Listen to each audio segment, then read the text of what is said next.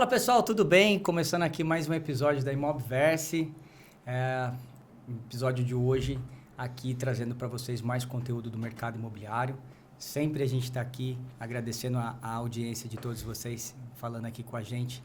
Obrigado a todos vocês que têm compartilhado esse conteúdo também e que têm interagido conosco aí em todas as plataformas, conversando sobre esse mercado maravilhoso que é o mercado imobiliário. E hoje o programa para mim é muito peculiar, muito especial. Eu estou aqui com Sérgio Langer, eu diria que é o pai do podcast aqui do mercado imobiliário, né? O Sérgio que é literalmente um protagonista aí, uma figura relevante do mercado imobiliário. Antes de mais nada, Sérgio, obrigado por você estar aqui, cara. Obrigado, Magno, pelo convite. É sempre um prazer contribuir. Legal. Sérgio, Imobverse a gente tem aqui uma diversificação de público, né? Sobretudo, a gente tem muitas pessoas que estão começando no mercado, pequenas incorporadoras, a gente já tem alguém que já está um pouquinho mais sólido, tem algumas pessoas que já estão trafegando nesse mercado como um todo. E queria que você falasse um pouquinho da tua história, conversar um pouquinho. Pô, Sérgio, mercado imobiliário, como é que você chegou aqui? Conta um pouquinho para quem, embora duvido que mercado imobiliário quem não te conheça, mas sempre é bom contar um pouquinho. Sempre é bom falar. Claro. Bom, eu comecei no mercado imobiliário de fato em 2004. Então esse ano completo 20 anos de mercado. 20 anos. Caraca. Passou rápido, voou. Entrei como uma pessoa para trabalhar numa agência de publicidade, lá atrás, em 2004. E eu atendi algumas contas da agência e apareceu para mim uma conta do mercado imobiliário, uma conta da Cirela, na época ainda uma importante e relevante incorporadora, com abrangência nacional. E era um projeto novo para criar toda uma plataforma nova de digital para a Cirela. Então, isso em 2004, né? Você imagina, 20 anos atrás, era um projeto para se criar basicamente um novo site da Cirela, mas eles não chamavam só de site porque tinha toda uma estrutura atrás para os corretores. Então, já era pensado na área de e-business, que é a área que ainda tem um nome até hoje dentro da Cirela, que chama e-business. Tanto que a Cirela, o marketing, o digital da Cirela, desde aquela época e até hoje, ele responde para vendas. Todo sentido, né? E não é uma área do marketing, é uma área de vendas. Então, isso já há 20 anos a Cirela enxergava isso. Tanto que eles trouxeram para conduzir esse projeto na Cirela, como cadeira dentro da Cirela, eles trouxeram um cara super renomado do mercado de e-commerce, um cara que tinha sido Americanas, várias lojas importantes, que é o Quiroga. E ele que fez esse processo de reestruturação para criar um canal forte do digital. Então eu lembro que na época foi um baita de um aprendizado porque era super novo o digital, você tinha que convencer os corretores que vinha cliente pelo digital. Aquela cabeça ainda de O cara queria ficar no stand, né? Porque o cara estava acostumado a captar cliente no stand e não no digital. Então foi uma quebra de paradigma isso lá atrás. E aí comecei a me interessar mais pelos projetos de mercado imobiliário. As contas que entravam acabavam vindo para mim, até pela familiaridade que eu comecei a ter, de entender todo o universo do mercado, corretor, imobiliária, porque é muito particular, né? Quem trabalha com outro segmento, normalmente em agência, e aparece uma conta do mercado imobiliário, é muito específica. Você tem que entender um pouco das nuances, entender se é lançamento, se não é, a figura do stand, a importância do corretor. Você tem uma série de figuras que não é só você colocar um produto numa concessionária e vender o carro. Ou distribuir no supermercado. Né? Então, quando a pessoa começa a entender, aí na agência eu comecei a me interessar também pelo mercado imobiliário, comecei a atender algumas contas e depois passei por algumas agências, atendendo outras contas também de mercado imobiliário. E aí, em 2013, eu empreendo. Então, em 2013, eu crio a minha agência, começo a criar alguns negócios. Desde lá, não parei. Parou mais. Não parou mais.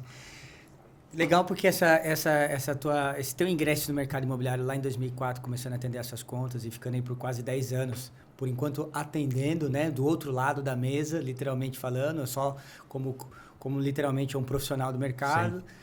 E aí você começa a empreender. E é interessante que você começou a empreender numa época que o mercado estava começando a ter um declívio, né? Ou seja, pô, a gente estava ali em 2004, ainda é muito disruptivo, porque pensar, como você disse, a Cirela em 2004, pensar em toda a parte de transformação digital naquela época era tipo, meu, os caras querem ir à lua, por Sim. quê, né?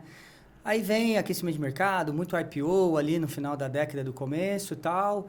Pô, aí mercado um pouco mais travado por conta de funding, crédito, não era ainda aquela coisa. Vem Minha Casa Minha Vida, falando mais de econômico, né? Mas aí quando você fala Cirela, eu queria só entender, porque antes de você empreender é o seguinte, e as contas que você atendia era de toda a segmentação? Médio, alto, econômico, Sim. aparecia de tudo? A gente cuidava de Cirela como um todo. Na época não tinha Vivaz. Vivaz é mais nova, é uma mais bandeira nova. Sim. A Living lá atrás era... Antes de ter o Minha Casa Minha Vida, a Living era a marca mais econômica. Hoje a Living já faz empreendimento de R$ 1,5 milhão em São Paulo. Então assim, já virou um médio padrão. Médio. E aí a Cirela criou a Vivaz, que é uma marca aí sim focada no econômico. E era interessante que a gente atendia Brasil. Então a gente atendia desde São Paulo, Rio, Porto Alegre e Nordeste. Tinha Salvador, tinha algumas praças. Então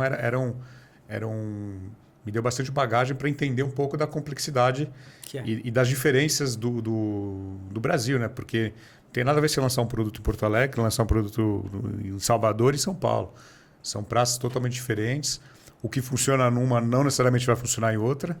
Não tem aquele negócio, faz assim que deu certo não. aqui. Não funciona às vezes com cidade... A mesma cidade, às vezes uma região diferente já não já funciona. não funciona. E então começou a me dar uma bagagem muito grande aí com essa relação de entender o tamanho do Brasil. Porque tem muita gente que só fica na sua cidade, nada contra, vira um especialista da sua cidade, mas não sabe o que acontece do outro lado do estado, da cidade. Então, quando você sai da sua cidade, quando você começa a conhecer, às vezes uma cidade vizinha de 100 quilômetros, já muda tudo, não adianta fazer prédio aqui, o pessoal gosta de casa, não adianta fazer isso que o pessoal gosta daquilo. Então, o Brasil é muito rico, né? Tem muita diversidade. E é uma particularidade mesmo, como você falou, às vezes na própria cidade já existe. Imagine quando você começa a expandir esse universo chamado Brasil, né? Eu perguntei isso porque quando você fala lá em 2013, a gente teve um período aí de 13 a 17, 18, aquele período mais complicado para a construção civil como um todo, né? E você decidiu empreender. Bem naquela, né? Na baixa, você fala, pô... E aí vamos falando um pouquinho, porque a gente conhece muito o Sérgio, que é hoje o cara protagonista do mercado, que é do podcast, que faz as imersões, que faz todo esse processo que a gente já vai falar um pouco aqui, inclusive que você tem as missões aí. Sim. Mas quando você decide empreender naquele momento, qual foi a hora que você falou, cara, chega, eu quero desbravar esse negócio aqui? Isso é interessante, Magno, porque essa virada de chave para cada um acontece em momentos diferentes. Eu lembro que de 2011 até 2013, eu estava numa agência onde eu tinha uma autonomia muito grande. Eu era meio que sócio de uma operação, então eu tinha um valor mensal atrelado até à produtividade. Então, quanto mais entregava, mais ganhava. Mas eu não era dono do negócio em si. Eu tinha uma participação. Financeiramente ali tranquilo, vou ficar aqui na sombra. Não, aqui, tava bom, tava ganhando bem. A agência estava faturando bem, porque eu lembro quando eu entrei nessa agência, só voltando, a gente entrou para atender um cliente. Um cliente só, tinha exclusividade para um cliente de incorporadora aqui em São Paulo. E quando eu entrei e li o contrato, eu falei, não, vamos aumentar esse contrato. Aí o dono falou que me contratou, não, imagina, o cara é difícil e tal, acho que você não vai conseguir. Eu falei, posso tentar? Pode. Então tá bom. Então, eu lembro que na época ele tinha um percentual de 0,54 das vendas. Eu falei, vamos pedir 2? O cara falou, maluco, ele não vai aceitar. Eu falei, tá bom, deixa ir lá e cresceu um pouquinho, pô. Bom, fui lá, negociei e fechei em 1,5. Então, de 0,54, praticamente triplicou. E lógico, eu tinha uma participação em cima disso. Então, para mim, era interessante crescer o percentual. Sim. Então, a gente praticamente triplicou. E era uma remuneração por uma taxa de sucesso nas vendas. Era em cima das vendas originadas pelo online. Pelo online. Pelo digital. Assim, então, era bem definido isso. E, bom, a agência ganhou bastante dinheiro na época, porque saiu de um contrato de meio para 1,5. Mas aí em outubro de 23, acabei saindo. 13. Outubro de 2013. Você falou 23. 2013. Desculpa, 2013. Acabei de saindo. E um pouco antes de eu sair, na verdade, a gente atendia um cliente, a gente tinha exclusividade, mas esse cliente, ele liberou que a gente atendesse um segundo cliente que não era conflitante. Tá. Que era um cliente que atua muito forte no ABC e começou no ABC, hoje cresceu, chegou até em São Paulo. Legal. Que é a Patriani. Que ficou bem conhecida em São Paulo inteiro e até no Brasil. Deve abrir capital ano que vem. É uma empresa que está muito forte. Mas eu lembro que em 2013, a Patriani estava no começo ainda. Então, o Walter, que é o fundador, sim, ele não estava no dia a dia. Ele vinha todo dia à noite para a empresa e colocando o Bruno, que é o filho dele, para tocar a operação. E ele trabalhava na CVC. Ele tinha até tentado uma época sair da CVC, pediu demissão, mas o Falco, que era o CEO, não deixou ele sair. Ele saiu e voltou. Mas, em resumo, ele ia à noite para ajudar a tocar o negócio que estava começando. Porque a Patriani começou lá em Santo André, São Caetano, tamanho pequeno, ABC, em São Paulo. E hoje tem uma operação aí em várias praças. E aí uma vez o Walter me falou, numa reunião, a gente conversando, eu me lembro muito bem, a gente estava numa mesa assim, ele na minha frente, a gente conversando sobre mercado, sobre lançamento, mas isso aqui vendeu, isso aqui não vendeu e tal. E aí ele virou para mim e falou, você entende desse mercado, né? Eu falei, a gente trabalha há alguns anos, tá? Entendo, obrigado. Né? Você entende e tal. E aquilo ficou na minha cabeça. O cara tá me chancelando aqui. Não, o cara falou que eu entendo. E aí, quando eu saí dessa empresa, me veio isso na cabeça. E depois eu até agradeci o Walter, porque eu falei que o Walter, essa conversa, na verdade, esse bate-papo aleatório, né? Despretensioso me fez... eu vou empreender, cara. Eu entendo esse mercado. Muitas incorporadoras batiam na porta da gente, dessa agência. A gente não podia atender por conta da exclusividade. De conflito e tal. Eu falei, eu entendo. Sei fazer isso. Estou fechando a porta pela agência. Tem um monte de cliente batendo aqui.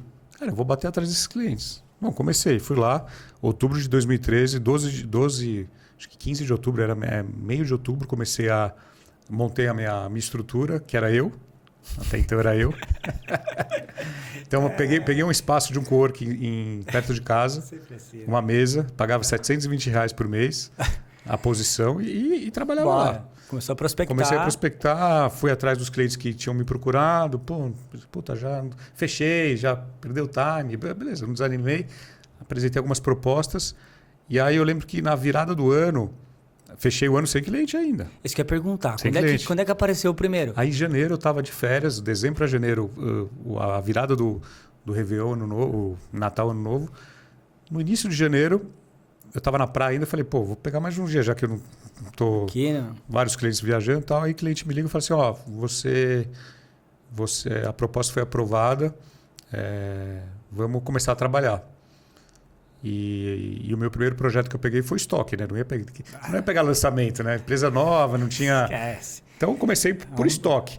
Para eu conseguir o meu primeiro lançamento como agência, que o meu primeiro negócio foi agência, acho que demorou 1 ano e meio, 2 anos para vir um lançamento de sequer o filé mignon, né? Sim. Então você pegava as buchas, esse produto aqui 2 anos não vende. Aqui não vende. Então assim, comecei a performar. E estoque baixo ainda, muitas vezes, né? Mas aí, nesse mesmo cliente que me deu a oportunidade, que é a MAC, construtora aqui de São Paulo, incorporadora aqui de São Paulo, eles me deram também depois do primeiro lançamento. Foram o mesmo cliente. Comecei pelas pontas e tal, e aí em janeiro comecei com esse cliente e não tinha equipe, né? Então, e aí, como eu vou fazer? Quando eu estava na agência, você tinha lá um monte de funcionário. Então, eu tinha, naquela época, eu já tinha bons parceiros. Então, eu pegava o job e, cara, preciso de um cara de criação, preciso de um cara assim. Corria atrás da equipe. Corria atrás. Então, assim, entregava com qualidade, mas, assim, o começo foi assim, bem arregaçando a manga e fazendo. E aí eu perguntei, logicamente, Sérgio, porque todo mundo... porque, cara, é muito legal quando a gente vem contar os famosos louros da história, né, tal, mas como começou? Até porque quando a gente fala de mercado imobiliário, a gente começa a ver isso, né, você falou, poxa, até demorou um tempo, né, porque você pega aí de 2004, desde a sua entrada na Cyrela, né, fazendo a conta da Cyrela, melhor dizendo, e até 13, quase 10 anos ali, puxa, posso. E aí eu acho que fica legal essa questão do Walter, né? Porque uma conversa totalmente sem pretensão alguma e aquilo ficou aquele gatilho na mente, né? Peraí, conheço desse negócio. Gente batendo aqui, gente batendo ali e acolá. Mas aí, ou seja, você falou 2013, 14, primeiro projeto, 2 anos depois, aquele negócio, tinha gente que não podia nem falar que era construtora, o mercado deu uma desacelerada expressiva, né? Em todo sentido, aquela crise e tudo mais. Beleza, aí você vem empreendendo, vem desenvolvendo a agência e começou a expandir, literalmente construindo aqui todo um hub de negócio. E o que você tem a dizer a respeito à medida que você começa a abrir esse leque e peraí, o mercado é mais do que agência. Você começa a ver carência no mercado. Como que você enxerga o mercado, agora de 4 para 24, 20 anos que você está completando aí? A maior dificuldade era lá 2004, quando era totalmente analógico? Ou a maior dificuldade é hoje, quando a gente está em 2024, tudo digital e a impressão que tem é, melhorou, piorou, dificuldade maior é lá, colar? Eu sei que são guardadas as proporções de momentos distintos, mas que leitura você faz desses 20 anos? 20 anos é uma vida, né? É uma vida. As dificuldades são outras. Tem dificuldade, mas são diferentes. Lá atrás, há 20 anos, você tinha que defender o digital. Você tinha que falar, não, o cliente está no digital também, ele está numa rede social. Você tinha que vender o digital. Porque nem todo mundo acreditava, não, meu cliente não vai deixar de ler jornal, meu cliente não vai... Tem que pôr um classificado. Não, eu vou fazer revista, Vendia eu vou fazer... meia página do jornal, a página inteira. Então, o pessoal muito ainda do offline, você tinha que ficar valorizando... Você tinha que ficar vendendo o digital como um benefício para ele acreditar. Então, tinha essa dúvida. Já agora não. Agora, todo mundo entende que o digital ele é um canal super utilizado. Muitas empresas usam hoje o digital até mais do que o offline de divisão de verba. Né? Se você pegasse a verba, antigamente 10%, 20% no digital e olha lá. Hoje... é mais de 50% digital e tem empresa que nem faz offline, é tudo digital, porque o digital é mais barato, tudo mensurável, você consegue fazer mais com menos.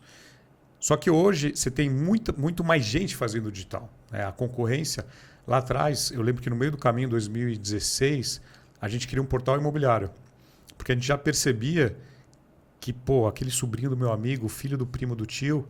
O cara montou uma agência, começou a fazer campanha, virou um cara de internet. Começou a aparecer um monte. Algumas pessoas boas, lógico, mas assim, muita gente que pegava qualquer tipo de job. E aí, quando você apresentava uma proposta de agência, você sabe quanto custa uma estrutura fixa, funcionário, aluguel e um monte de outras coisas que você coloca no papel, você não ficava competitivo com um moleque de 18 anos que trabalhava de casa. Então, a gente começou a sofrer uma concorrência. A gente percebia que tinha essa concorrência de muita gente chamada urgência, né? Que era sozinha. Era como eu comecei lá atrás, mas... Diferente, né? Porque eu já era do mercado. E outro fenômeno que a gente começou a perceber foi a criação das houses de agência dentro das empresas, das incorporadoras. Então, a incorporadora, a consultora, contratava lá 2 meninos lá de digital e criava-se o departamento para gerar lead, para fazer alguma coisinha. Não vou mais terceirizar isso não. Não vou mais terceirizar. Então a gente viu essa época começar. Hoje tem empresas que têm operações enormes de dentro de casa. Tem outras que viram, não é meu negócio, eu vou tirar essa aqui e vou terceirizar com alguém que entenda. Então assim, a gente passou por alguns ciclos. Isso é interessante. E outro tempero que muda muito essa configuração é que hoje a quantidade de leads que é gerado é gigante. Né? Há 10, 20 anos atrás você tinha menos leads gerados e teoricamente você tinha uma conversão maior. Sim. Hoje tem muito curioso gerando lead, tem aquele... só passei para olhar e gerei. E é mais difícil você converter. Então, assim, você tem que... A jornada do cliente, você tem que acompanhar muito mais. Eu lembro que lá atrás você impactava o cliente com uma comunicação e depois você negativava, falando mais tecnicamente, remarketing, essas Sim. coisas, você negativava ele, porque assim, esse cara já está na minha base. Eu não preciso gastar marketing mais com ele, porque ele já está com o meu corretor. E agora não, todo mundo entendeu. Pô, mesmo que ele está na minha base, às vezes vai demorar uma semana para o meu corretor conseguir de fato falar com ele. Às vezes você tem a jornada ainda é longa, até ele realmente decidir comprar. Então, independente dele estar na sua base, você continua se comunicando com ele.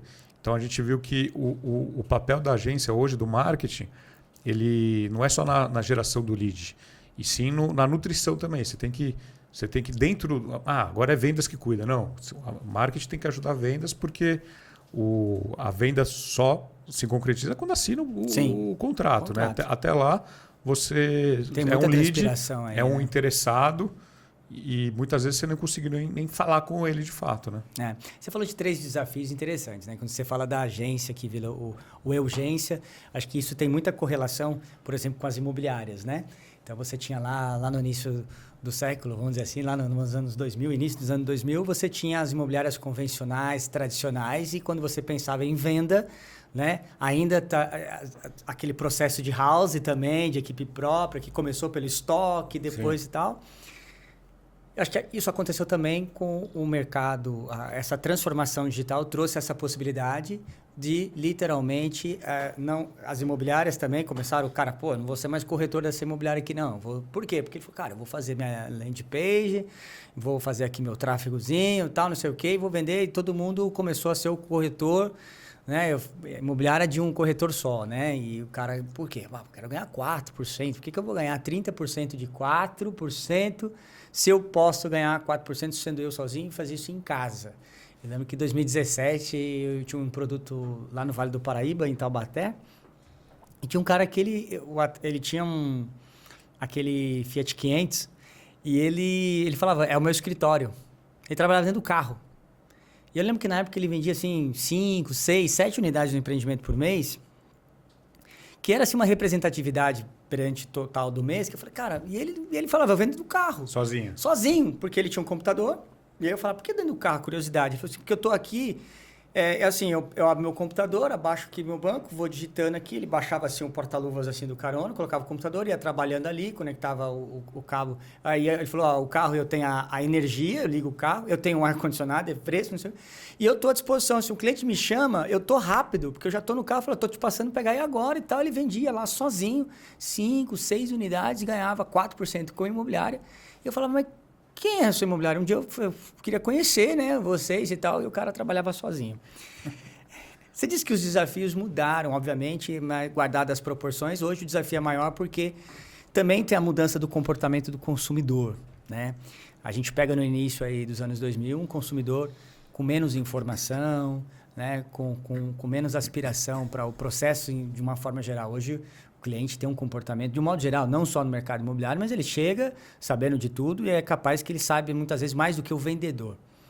O que você entende, Sérgio, no mercado imobiliário? E aí eu acho que é legal que como você conhece, sabe, o econômico aqui, o alto padrão, o luxo, o que você sente aí que ainda falta para o mercado em termos de preparação? E aí eu só concluo a minha pergunta dizendo o seguinte: eu escuto ainda dizer que muitas pessoas falam que o mercado imobiliário é um mercado que remunera muito bem, mas que as pessoas se preparam muito pouco.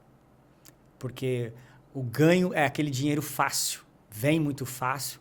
Você já viu uma postagem até sua também, que falava mais ou menos sobre isso? Ou seja, eu acredito da mesma forma, porque eu faço a seguinte analogia. Um engenheiro precisa estudar 5 anos, faz matéria de cálculo, não sei o quê, aquele negócio, o cara rala lá 5 anos para estudar e ele começa lá sendo PJ numa construtora para ganhar R$7.000, R$8.000 por mês. E aí o corretor, ele demora 4 meses, de repente, cresce e ele faz 2 vendas no econômico e ele ganha 10 mil. Aí ele fala, porra. Então, você acha que o mercado propriamente cria essa autossabotagem sobre isso, dele não se preparar? E a pergunta é, você acha que tem... O que você enxerga de gente de falha nesse preparo, dessa desqualificação? Como que você faz essa leitura? Boa. Acho que é um problema do Brasil isso, né? Falando da profissão de corretor de imóveis, hoje a barreira de entrada é muito baixa. Então, como você falou, ele tira o Cresce lá, faz o TTI, poucos meses ele está como estagiário e está fazendo venda e ganhando realmente comissões importantes, às vezes econômico, médio, alto padrão, não importa o que ele vende, mas se ele trabalhar certinho, ele vai ganhar dinheiro. E não precisa fazer um concurso, não precisa tirar uma carteira diferenciada, não tem prova de proficiência, né? Até Sim. Hoje está em discussão se vai ser colocado para o TTI para ter uma prova de proficiência como o OAB, né? Para validar. Então, para tornar a barreira de entrada um pouco mais difícil ou até prolongar de vez poucos meses de estudo, fazer algo de 1 ano e meio, 2. Exige mais essa barreira. Exige mais, mas aí você tem vários interesses por trás, né? Porque hoje, como é rápido você tirar o Cresce, você já está apto a pagar a anuidade, todo ano você está pagando a anuidade. Então, para quem vale a pena dificultar, tirar... Tem muito lobby aí, né? Então, tem muita coisa política aí que nem vale a pena falar. Agora, quem se prejudica é o cliente, né? Porque o cliente ele acaba sendo mal atendido. Hoje, no Brasil, você tem mais de 600 mil corretores com Cresce. Com Cresce ativo. Né? Você tem gente que o Cresce ficou inativo, a pessoa não pagou, talvez ainda está aí na profissão erradamente. Ou pior, aqueles que não têm Cresce e estão vendendo. Então, se você somar tudo isso, é um número absurdo. É um número alto. Boa. Agora, quem vende de fato é talvez menos de 5% desse número, que está vendendo recorrente, que está ganhando dinheiro. Então, se você fizer uma comparação até com um jogador de futebol, que todo mundo acha que todo mundo é milionário, né? Porque você ouve na TV os salários. Mas assim, é menos de 1% que realmente ganha dinheiro, a maioria rala, tem que ter 2 empregos, né? O cara joga bola ainda e tem outro emprego. E na corretagem a gente vê muito isso, né? Vê aquele corretor que infelizmente não consegue só depender da corretagem, tem que fazer mais um trabalho. E aí não consegue se dedicar, não estuda. Eu falo que o mercado imobiliário ele dá muito, mas você tem que entregar também, você tem que se capacitar, estudar, participar de curso, evento, ouvir podcast. E sem contar que ele é totalmente o oposto do convencional em relação ao trabalho, né? Porque quem trabalha no método convencional, o cara é CLT, trabalha de segunda a sexta, das 8 às 5. Foi até engraçado, um dia eu estava indo embora. Embora não, estava descendo o elevador, encontrei com uma menina que estava descendo do prédio e ela toda feliz, sexta-feira, né? Ela olhou, soltou a famosa frase, sextou, e aí, sextou, Magno? Eu falei, sextou, mas entrei na onda da conversa e tudo mais. Mas sabendo, a gente do mercado imobiliário, sexta está começando a semana. Aí chega final de semana, esquece, né? Eu sempre falei para todas as pessoas, eu queria ganhar mais, porque às vezes pessoas, a gente está na área assim, vem e fala assim, eu queria transferir de área, queria ir lá para a área de vendas, porque, nossa, eu vejo o pessoal ganhar maior dinheiro. Eu falei assim, tem vaga toda hora. Aí eu falo assim, mas e tá disposto a perder sua vida? Eu falo assim mesmo, porque a pessoa acha que vai ganhar um dinheiro fácil. Eu acho que essa grande maioria que acaba não performando, além de não se capacitar, essa questão mais voltada aí para um conhecimento contínuo, eu acho que tem a questão da pessoa que é o seguinte, agora eu não posso atender. Domingo, sábado eu não posso fazer plantão. Né? Eu já ouvi isso. E é muito recorrente que eu vejo, um dia eu peguei um Uber e era um corretor. Pô, rapaz, tal, não sei o quê. E aí, cara, o que você tá fazendo e tal, né? Você conhecia ele? Conhecia. Ele falou, cara, sabe o que é, cara? Eu tava vendendo, que não sei o quê e tal. Cara, e aqui pelo menos eu sei quanto eu vou ganhar. Eu falei, beleza, cada um sabe a sua régua, né? E ele falou, para ele era mais fácil saber o quanto que ia pingar para ele todos os dias. Porque tem aquela questão, né? O cara que trabalha com venda, ele tem que saber projetar sua venda, saber trabalhar com fluxo de caixa, saber trabalhar com sazonalidade, né? E o que eu mais ouço sempre no mercado, o corretor fala, cara, para mim não dá, a conta não fecha. Eu falo, cara, eu já cheguei a ver gente que ganhava lá nos 5, às vezes dígitos para cima ali, muito bem, e falar, não dá para mim porque eu tô saindo porque, cara, eu tô precisando de dinheiro. né? Acho que tem essa questão cultural de todas as profissões, que nem você disse, jogador de futebol, o cara, o influencer, por exemplo. Nossa, eu quero ser... Todo mundo hoje quer ser influencer, mas, cara, você tem ali uma minoria que ganha muito dinheiro. Sim. E você tem aquela galerinha ali embaixo que está ali também como corretor, vendendo uma unidade por mês, sobrevivendo com aquela unidade, vivendo sempre no tanque, no cheiro ali, tentando fazer o seu negócio. Sérgio, legal. Agora, trazendo um pouco para a sua experiência, porque quando você começa literalmente a ir para o mercado, começa a fazer as imersões, começa a falar com o mercado imobiliário não mais local, e você começa a expandir, conhecer muito mais as particularidades de regiões, de como funciona, e aí você começa a ter um contato, que é um contato mais, digamos assim, B2B, corporativo, diferente, não só com o mercado de venda, apesar que você atendia os empreendimentos, mas você começa a ter um contato tanto com quem vende, com o corretor, com as agências, com as empresas. E como que você faz uma análise também sobre as incorporadoras e consultoras? Porque assim como a agência, assim como a imobiliária, o mercado expandiu muito em todos os sentidos. As grandes começaram, que nem a gente falou, a Cyrela tinha a Livre, agora tem a Vivaz. Você vê todas as grandes companhias também fazendo essa atuação no médio, no econômico. Está todo mundo querendo abocanhar aí um pedaço do mercado.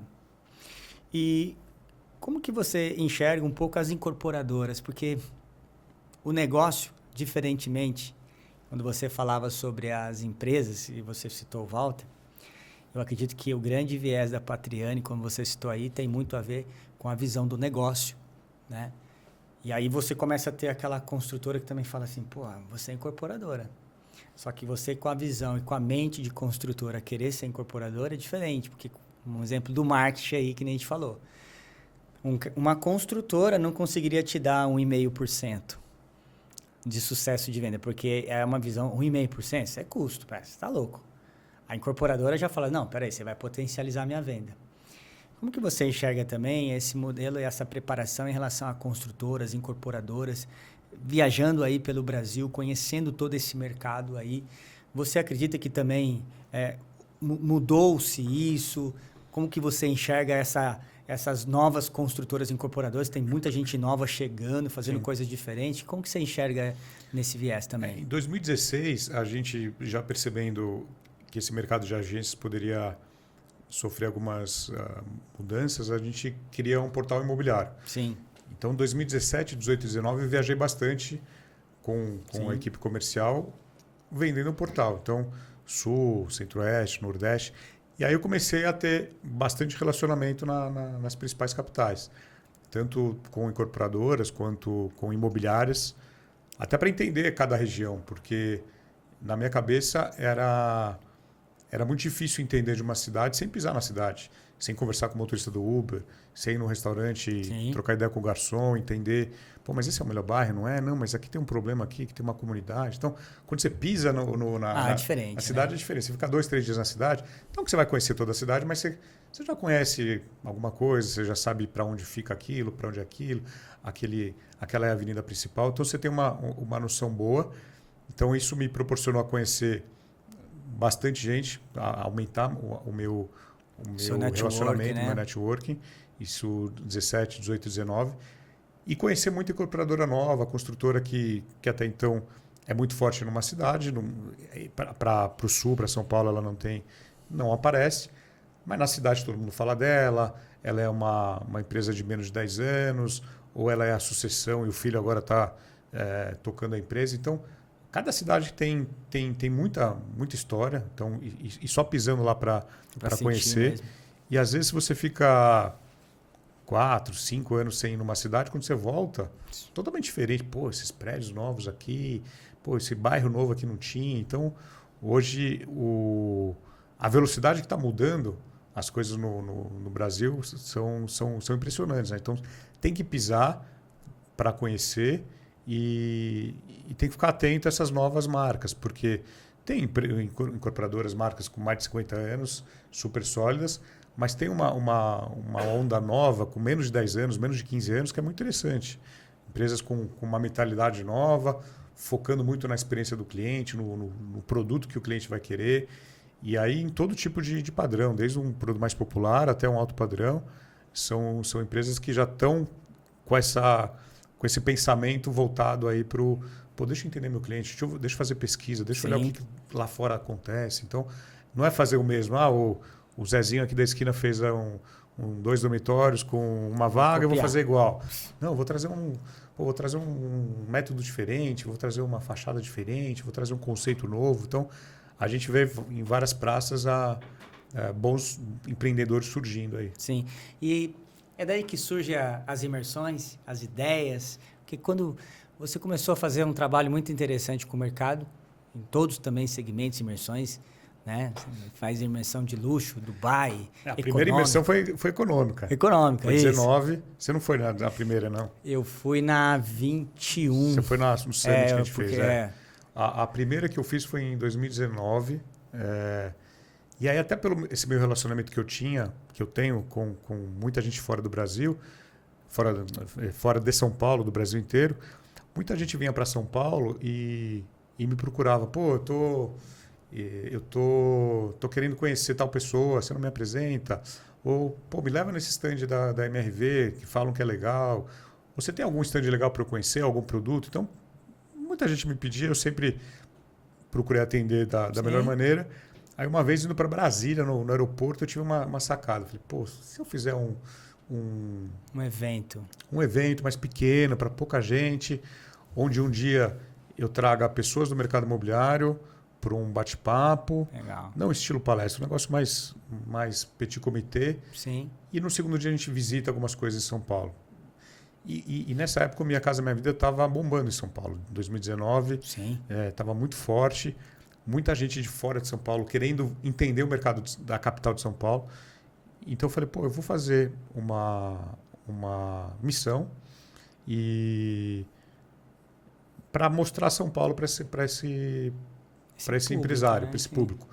E eu imaginei que viriam ou donos de incorporadoras de fora de São Paulo, que atuavam no Minha Casa Minha Vida, ou que pretendiam atuar no Minha Casa Minha Vida, ou donos de imobiliária. Eu coloquei o valor do ingresso da inscrição um pouco mais acima. Eu falei, eu quero focar no decisor. Sim. E aí foi engraçado que a primeira turma da missão Minha Casa Minha Vida, acho que tinham 15 pessoas, eu conheci os 15. Que legal. Os 15 eram da minha rede de relacionamento. Você achava que ia vir um monte de gente nova? Não, eu não fazia ideia quem ia vir, mas eu conheci os 15. E nem todo mundo atuava no Minha Casa Minha Vida, tinha gente que estava cogitando entrar, então, pô, eu quero olhar coisas legais para decidir que tipo de produto, que tipo de linha eu vou seguir. Engraçado que dos que vieram, me lembrando agora, alguns não estavam e entraram, outros não estavam e não entraram também. Então, serviu. Normal, serviu para alguma coisa. Pô, não é a minha praça, não é a minha praia ou não. E na época, eu me lembro até hoje, a gente visitou 4 incorporadoras diferentes de São Paulo. Então, a gente visitou a MRV, que tinha um projeto enorme em Pirituba, que era até então era o maior projeto da MRV, acho que 7, 8 mil unidades. Grande pra caramba. Era bem grande. O stand era fabuloso, então assim, valia a visita, maquete enorme, então assim, 2, 3 decorados. O cara que tá começando. Era uma diversão você ir naquele stand. Um parque de diversões. Porque tinha muita coisa para se ver. Sim. E nessa época eu conheci o Everton. O Everton trabalhava na MRV em 2019.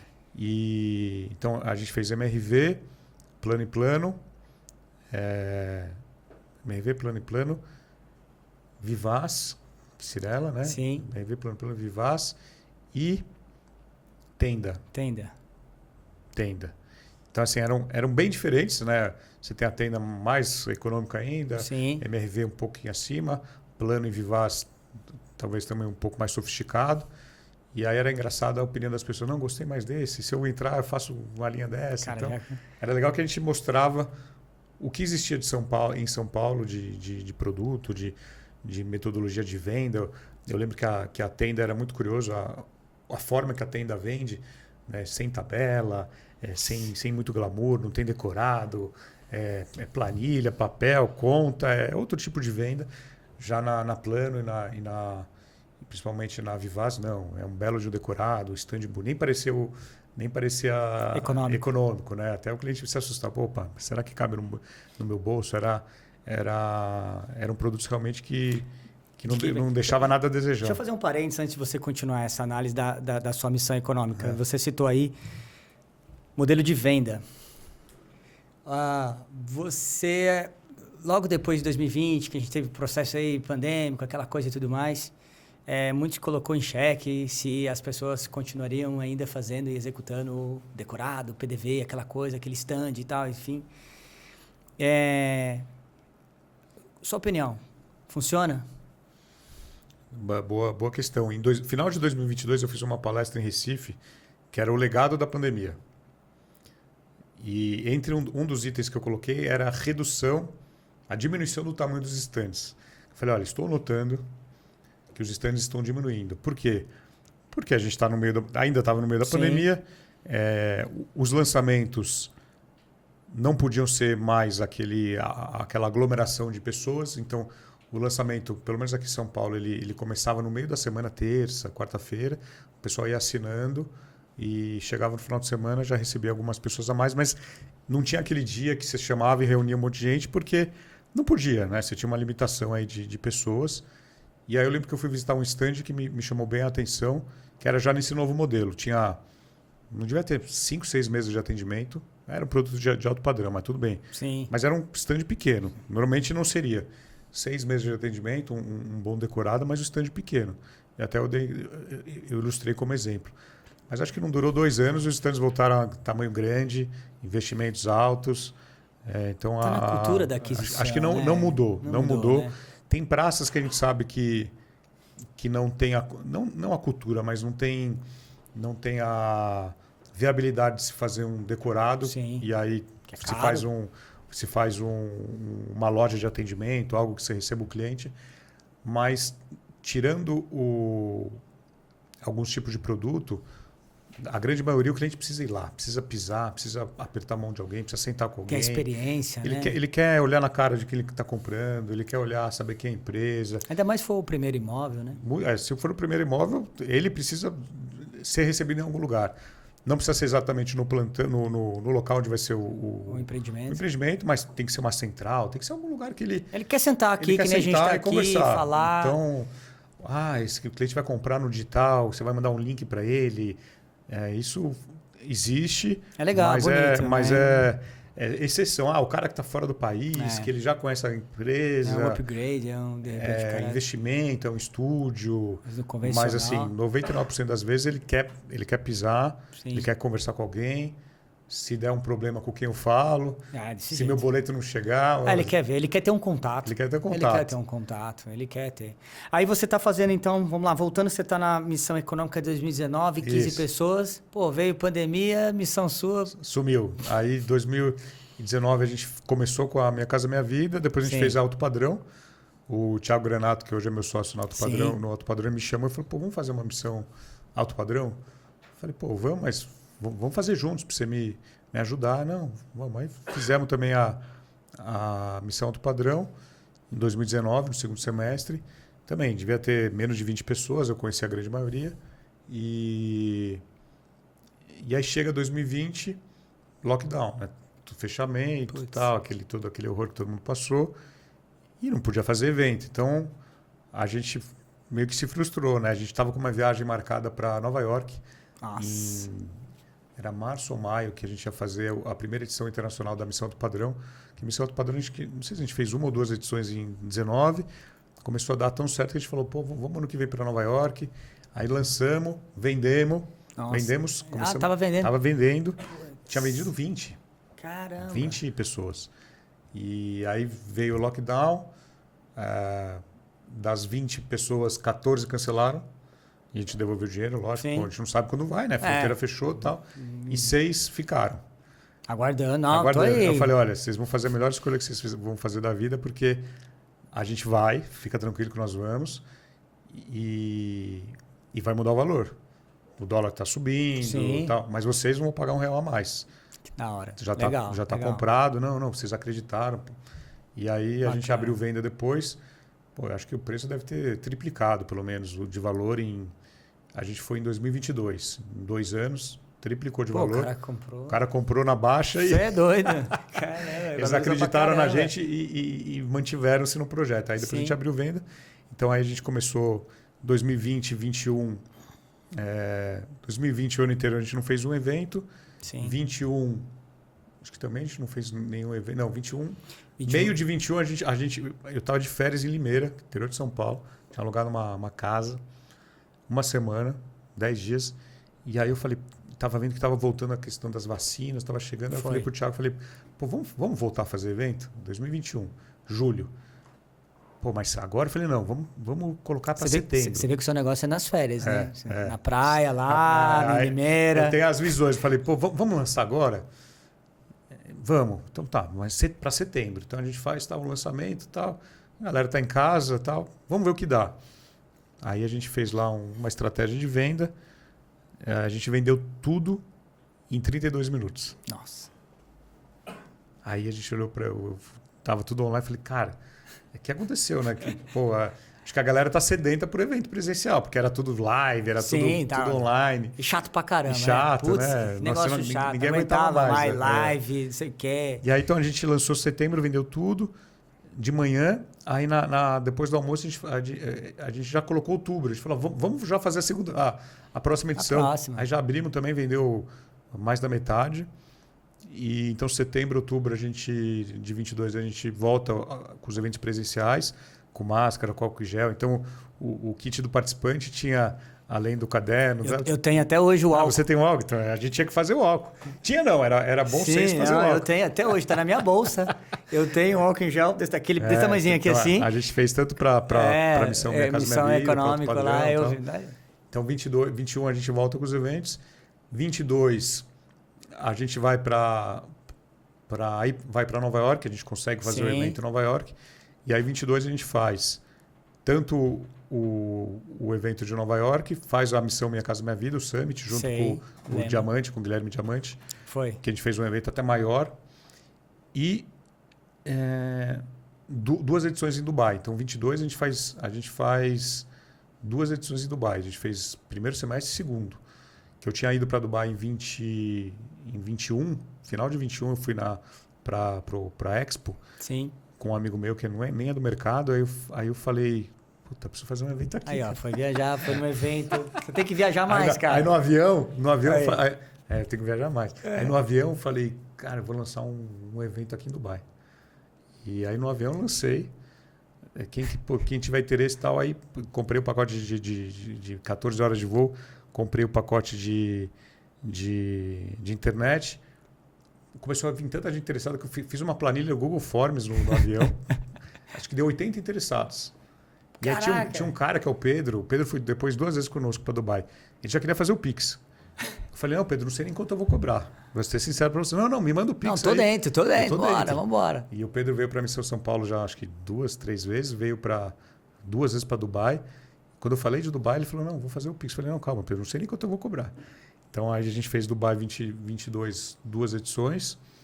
Aí, ano passado, a gente fez uma edição que eu quase fui. Em Dubai também. Aí, reduzimos para uma só edição em Dubai. E... Você faz no final de semana da Fórmula 1, né? Você fez o ano passado. Ano passado, né? a gente emendou com a Fórmula 1, com a Abu Dhabi. Então, foi legal porque a gente vendeu um pacote adicional. Ó, quem quiser ficar... Para Abu Dhabi, a gente cobra um valor a mais com ingresso, com transfer e tal. Então, foi uma experiência diferente. E essa missão, principalmente Dubai, é muito legal que isso traz muitos insights. Imagino, deve ser fantástico. Espero poder um dia ir. Mas existe... Como que você volta dessas missões? Porque, assim, olha só. Tudo que a gente fala... Seja qual for a área do mercado propriamente dita, né? Então, por exemplo, a gente foi para uma feira na China para falar de construção civil. Quando cheguei no Brasil, puxa, não sei o quê. Está muito descolado? Você acha que está distante? A gente está conseguindo acompanhar as inovações, está conseguindo acompanhar, lógico, guardadas as proporções sempre, mas assim, do ponto de vista de negócio mesmo. Você acha que estamos muito distante, estamos próximo, ou de repente a gente está surpreendendo em algumas outras coisas? Porque acho que é uma puta de uma experiência, Nova York, Dubai, né? E você faz a Missão São Paulo aqui, com um imóvel de luxo. Sim. Falando em como a gente volta, né? A gente volta primeiro com o cartão alto, né? Que todo mundo compra iPhone, compra não sei o quê. Sai com o cartão de crédito estourado. Tendo que bater a meta 3 vezes depois. Tem que bater a meta.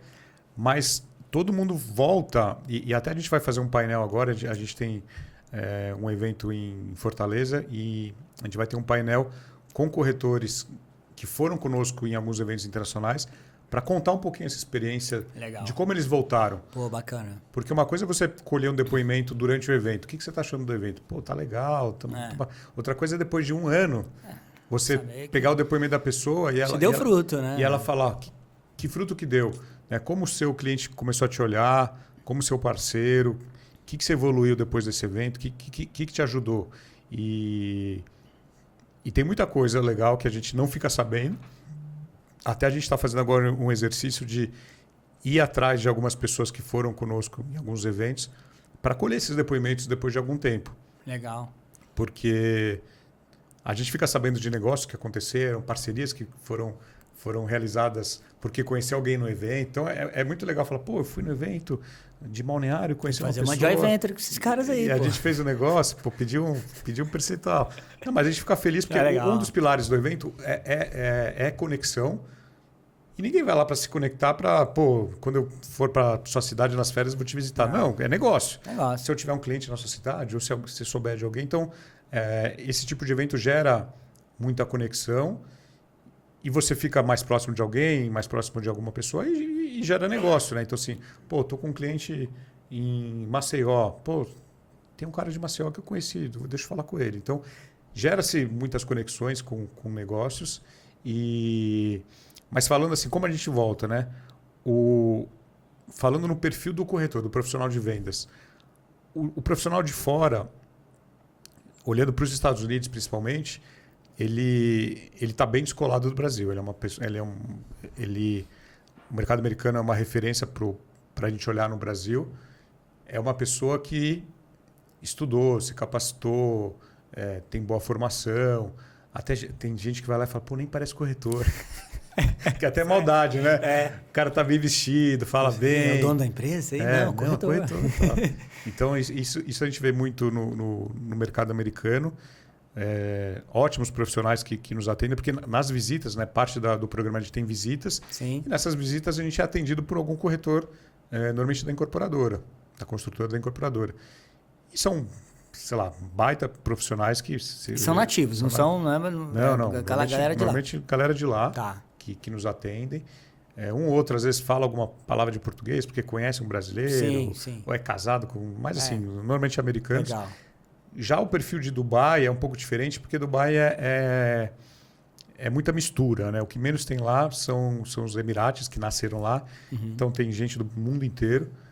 E muita gente que trabalhou em outros segmentos e caiu na corretagem de repente. Então, você tem desde...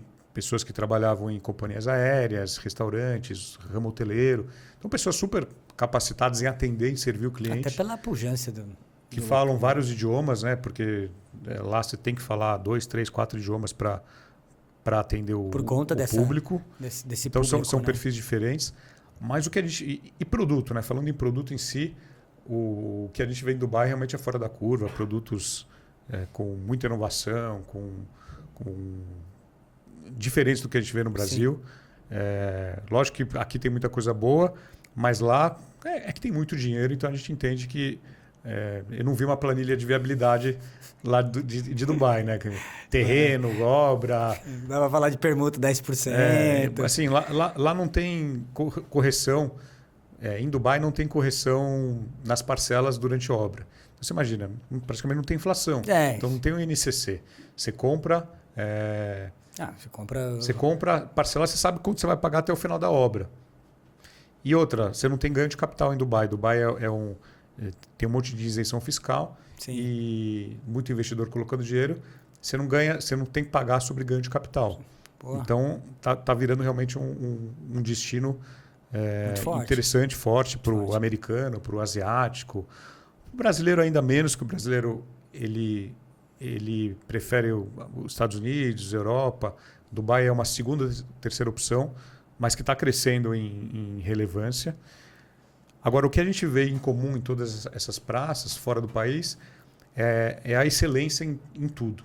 Desde o produto, até do atendimento de vendas, até o pós-venda, até quando a gente entra numa central, quando você vai visitar um imóvel, tudo sendo todo detalhe, sabe? Aqui também a gente vê isso em alguns lugares, sim, mas nem todos. Lá não. Lá, não sei se era porque a gente estava indo num grupo, eles queriam surpreender, mas eu entendo que lá eles têm essa cultura de vou atender da melhor maneira possível, vou servir esse cliente, porque se ele não comprar, ele vai me indicar alguém.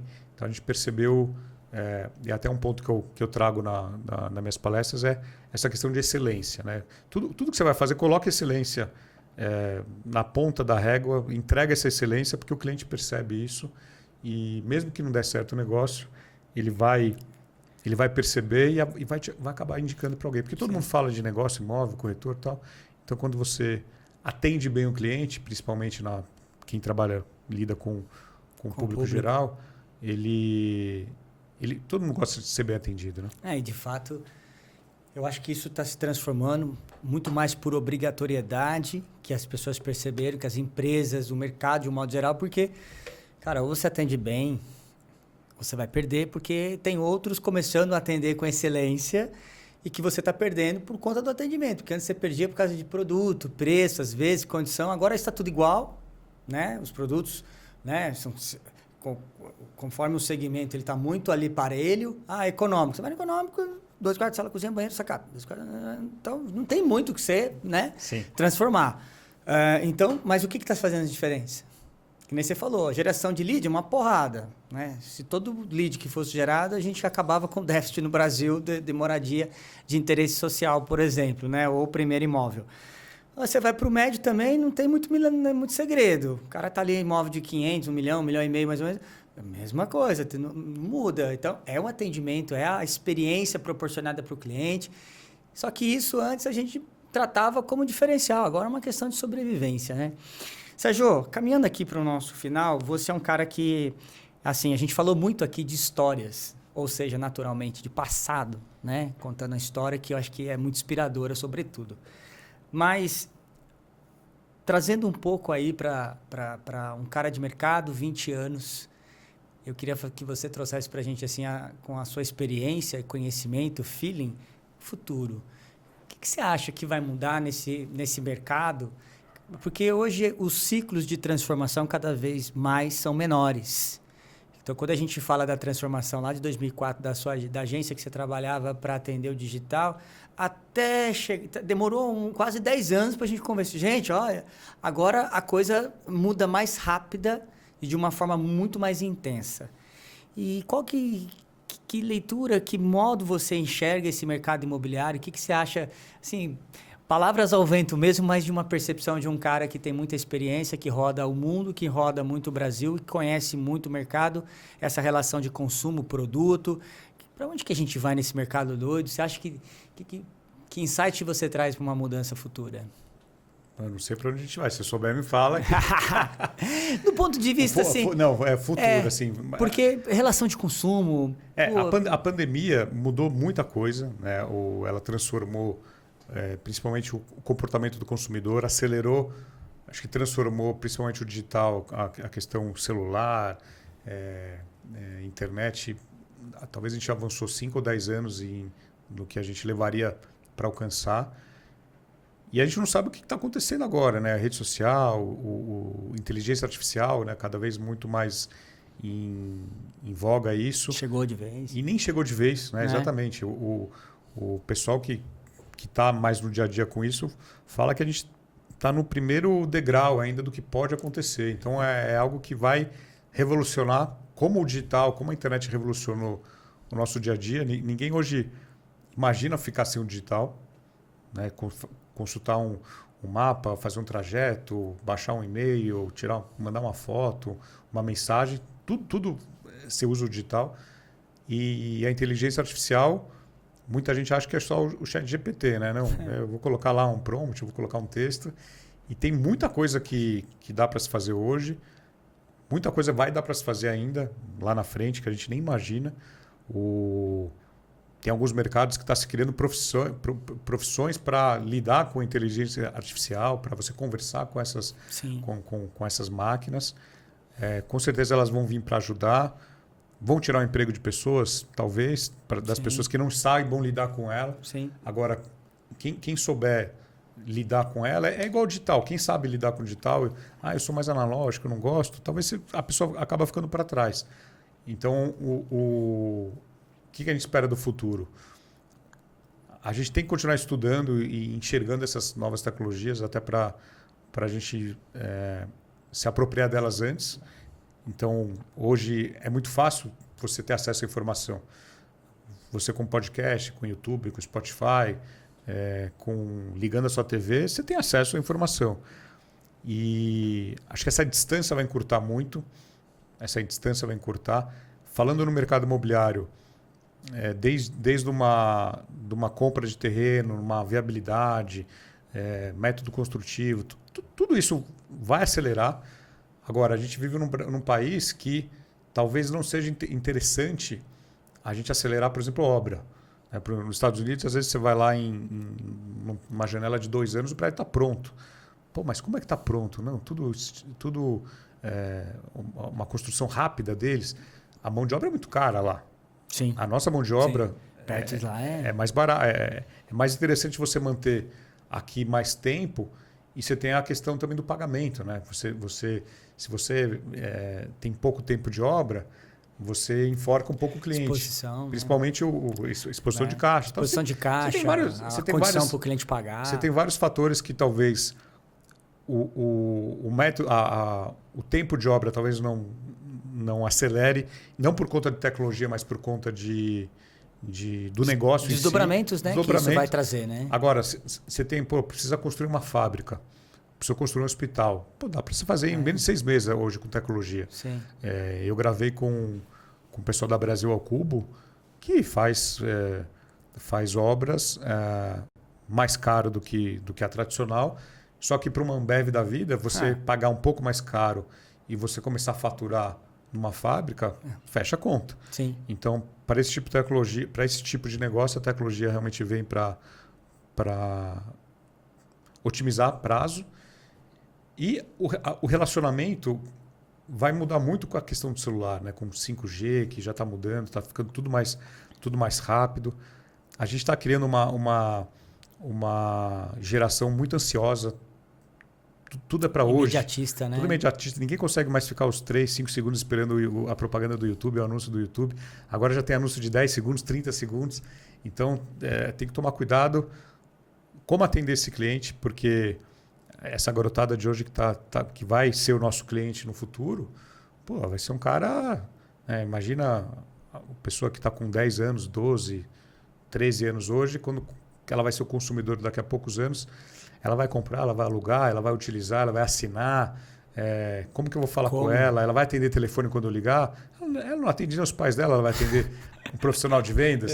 Ela vai visitar o stand, não vai? Então, assim, tem muitas lacunas aí que só com o tempo a gente vai saber. Só com o tempo que a gente vai saber como vai acontecer tudo isso, né? Pô, você falou também aí, né? Você fala muito com o mercado, Sérgio, e você... Contando um pouco da sua história esses 20 anos, o que te move para uma aspiração aí no mercado e qual que é o seu maior propósito nele? Boa. Ontem mesmo eu recebi uma mensagem de um corretor que tem 6 meses de mercado. Falou, entrei no mercado, incorporadora grande de São Paulo. Logo em seguida perdi minha mãe. Cara, uma história triste, perdeu minha mãe, mas ele fez a venda e perdeu a mãe. Então, assim, veio uma alegria. Nossa. Que ele fez a primeira venda e, infelizmente, ele perdeu a mãe. E aí ele começou a falar do Vem Pra Mesa, do podcast. Falou, eu já escutava o podcast, porque eu me interessava pelo mercado imobiliário. E aí eu lembro quando eu fui para a entrevista para ver se eu poderia trabalhar na empresa, eu já sabia várias coisas, porque eu já tinha ouvido no podcast. Queria agradecer. Eu falei, não, imagina, né? Obrigado pela audiência e tal. Então, tudo isso que eu gero de conteúdo, bastante conteúdo, e você também gera muito conteúdo, isso custa tempo e dinheiro, né, para produzir. Sim. Mas quando você recebe uma mensagem que ajudou alguma coisa, pô, ajudou na minha entrevista de emprego, ou outro caso também, eu estava desistindo da corretagem, uma pessoa que me mandou, e aí eu ouvi uma entrevista com alguém que estava num caso parecido, e aí ela não desistiu e venceu, hoje está super bem. Eu falei, pô, acho que não é para eu desistir. A pessoa não desistiu. E depois eu conheci ela pessoalmente, ela ficou até emocionada de me conhecer. Falou, pô, que legal. Devo muito, porque aquele podcast que você gravou com tal pessoa mudou minha vida, porque senão não era para eu estar aqui. Então, acho que essas histórias de agradecimento são muito ricas, né? De você poder ajudar, e nem todo mundo compartilha. Embora sejam muito poucos, mas o que vem, mas o né? que vem é muito legal. Pô, eu estava numa imobiliária, estava insatisfeito, aí eu resolvi empreender, abrir, ou virei autônomo, muito por conta do podcast. Então, assim, são várias histórias que a gente tem acesso e a gente fica muito satisfeito porque a gente está ajudando alguém. Quando eu criei lá atrás, em 2019, o Vem Pra Mesa, a ideia principal era... quero me posicionar no mercado, quero criar uma autoridade no mercado e eu quero chegar em pessoas que talvez eu não poderia chegar sem a desculpa do podcast. Sim. Então, pô, Rubens Menin, vamos gravar um podcast? Vamos. Convidei e tal, falei que eu tinha um podcast. E se eu não tivesse podcast, como é que eu ia chegar no Rubens Menin? Posso fazer uma reunião com você? Tem pessoas que não são tão acessíveis assim. Sim. Então, o podcast lá atrás, e hoje tem vários podcasts, é muito legal para o mercado, mas na época que eu comecei tinham poucos, era muito com o objetivo também de chegar em algumas pessoas, gerar conteúdo para o mercado, com certeza. Bem poucos quando você começou. Tinham 2 ou 3. Depois na pandemia descontinuaram. É isso que eu ia falar? Eu fiquei sozinho na pandemia, porque eu continuei gravando pelo Zoom na pandemia. Eu lembro que eu estava na praia. Não, mas eu continuei gravando. Eu não parei. Não, tô falando. Mas eu saí de São Paulo, que você não podia viajar muito, então fui para a praia. E mesmo na praia eu falei, pô, vamos gravar. Então a gente gravava e eu continuei produzindo conteúdo na pandemia. Boa. Então, pô, não tinha mais estúdio, não tinha mais estrutura, mas eu não parei. Então, essa questão do conteúdo também é... Foi uma época que eu mais ouvi seu podcast. Na pandemia. Porque eu morava num apartamento que atrás tinha um parque, né? E era o único lugar que a gente podia ir, né? Lugar aberto, aquela coisa, eu ia correr, colocava um fone, ficava ouvindo vários. E, pô, a acessibilidade de podcast, de você ouvir a hora que puder, simultâneo, correndo, fazendo atividade, e não podia, aquele negócio, lockdown e tal. E hoje você está em que edição? Hoje a gente está na 199. 199. Caraca. Semana que vem sobe o episódio número 200. É especial? Todo episódio é especial. Não, assim, sempre tem um marco, né? O primeiro foi especial. O centésimo. O primeiro foi especial, porque é o primeiro, com certeza. E acho que foi o mais curto, porque eu não tinha o que falar. Eu mandei as perguntas antes para o Rubens Menin. Sim. E acho que durou 23 minutos, 25 minutos. E olhe lá.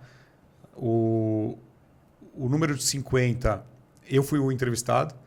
Ah, é? Então, o Francisco, que é o meu comercial, que trabalha comigo há muitos anos, sim, ele tinha um programa de esportes no YouTube e ele gostava de entrevistar. Eu falei, você não quer me entrevistar? aí ele me entrevistou no 50. No 100º, eu pedi de novo para o Rubens Menin. Falei, pô, mas você foi o primeiro. Eu quero que você seja o 100º. Também foi no meio da pandemia. Aí a gente fez online. O primeiro a gente fez presencial e o 100º online. Mas agora todos são especiais. Mas o 200 a gente está preparando uma pessoa aí, um cara com bastante tempo de mercado que nunca tinha falado. Um cara que tem bastante história aí. Até se emocionou porque ele falou, pô, eu me lembrei coisas que acho que nem minhas filhas conhecem, ele falou. É legal ouvir essas histórias, né? Sérgio, pô, você é um cara que é muito inspirador. Primeiro, quero agradecer você por estar aqui falando com a nossa audiência. Eu acho que, assim, o teu podcast, com certeza... E eu lembro que em 2019, para ser preciso, no final do ano, eu falava de algo parecido para fazer com uma pessoa. E essa pessoa falou para mim assim... não, a gente não tem autoridade para falar, a gente não tem isso, a gente tem que criar um método, a gente tem que criar alguma coisa. Eu também não tinha. Eu falei, sabe o quê? Você acabou de falar 23 minutos primeiro. Eu falei para essa pessoa o seguinte, falei assim, Olha, se eu for esperar ficar pronto, eu nunca vou sair. Então, por exemplo, o próprio Mobverse, que cara, eu criei um negócio em 2013 e fiquei na minha cabeça querendo fazer, cozinhando. Mas sempre, eu acho que o maior erro que eu cometi na minha vida foi, às vezes, confiar algumas pessoas para parceria, fazer junto, sabe? Idealizar com outras pessoas. Eu gosto muito, mas assim, cara, tem hora que não tem. Você, enfia o pé na jaca, vai embora, faz, vê o negócio acontecer, que é muito mais produtivo, que nem você falou, esquece. Não tem, hoje, se a gente for esperar ficar pronto, a gente não sai do lugar, né? Esperar o momento certo. Nunca vai ser o momento certo. Não tem o momento certo. O momento certo é agora. E o primeiro não vai ser tão bom, o segundo nem, mas você vai melhorando. Então, assim, acho que tem que executar. Hoje tem muita gente que pensa, tem várias ideias e executa pouco. Então, se você arregaçar a manga e fazer, não for tão legal, mas eu vou melhorar, você vai melhorando. Eu estava fazendo uma mentoria com uma pessoa que está querendo entrar no mercado imobiliário, né? E ela me falou o seguinte: eu tô com 80 terrenos prospectados. Falei, bacana. Quantos lançamentos você tem esse ano? Não, eu tô vendo, tá vendo? Você tá dispondo de muita energia, prospectando, analisando os negócios.